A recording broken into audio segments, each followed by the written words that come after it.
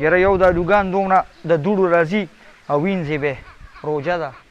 یاره که دې سړي خو دوکان بند کړو ما ترې لږ غوړي راغشتل یار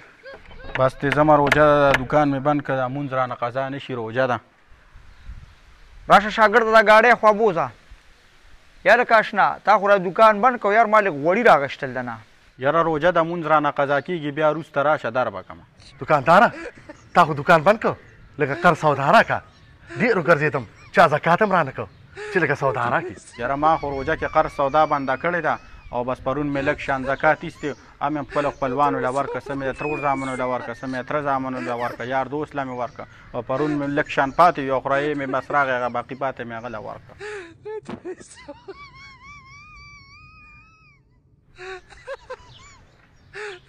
کاکا دې خوا راشه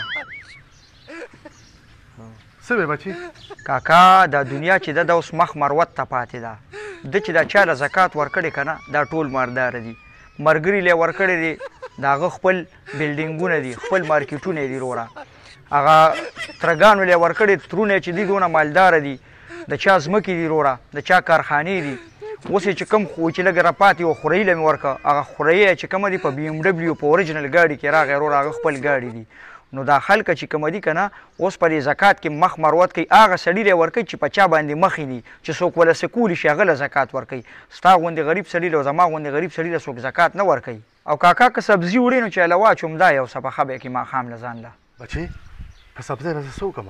غوړي نشته اوړه نشته نو دا به زه پخوم په څه کې کاکا اورګه یو سړی مې په ذهن کې شته هغه له دې ورولم نو که هغه چېرته زکات درکړه الله دې خوشحاله کړه بچې راځه چې ورشو دا حاجي صاحب هم په ځای دی السلام علیکم حاجي صاحب وعلیکم السلام حاجي صاحب څنګه دغه سړي سره لږ میلاو شه حاجي صاحب السلام علیکم کښېنه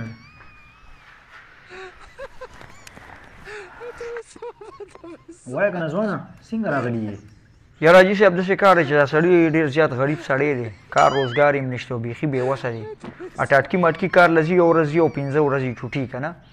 نو یو دکاندار ته وختي ویلې ویلې که سودا راکړه هغه وله قرض ورنه کړه خدای شماس هم څه نشته زموږ خو سبزی کار دی تا ته ښه پته دی ستاسو کور ته سبزي راځي زموږ د دوکان نه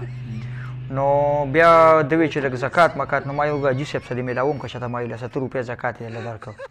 زکات خو ما ایستی و ختم شوی دی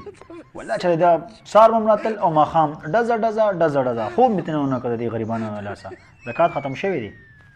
حاجي صاحب په دې سړي لکه چې ډک سین اوچېږي کاکا دا بس دغه دم ختم کړي اوس په څه کړو نو ډېر غریبانان خلک مه جاړه بس الله به خیر کړي جاړه مه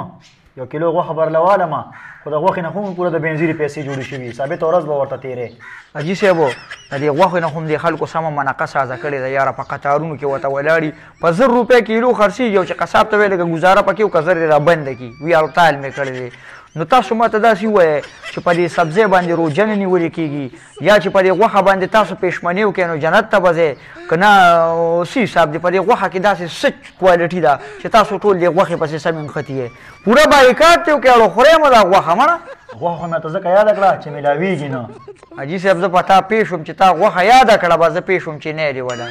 او د خدای مسلمانانو تاسو مړه چې روژه راشي یا روژې میاشت او زکاتونو میاشت نو سم دم کارونه به کوئ او تاسو بیا کارونه پرېږدئ زه الله مسمل شه نو حاجي صاحب هم پیسې رانه کړي اوس په څه کوو کاکا ما درته ونه وی چې دا مخ مروت دی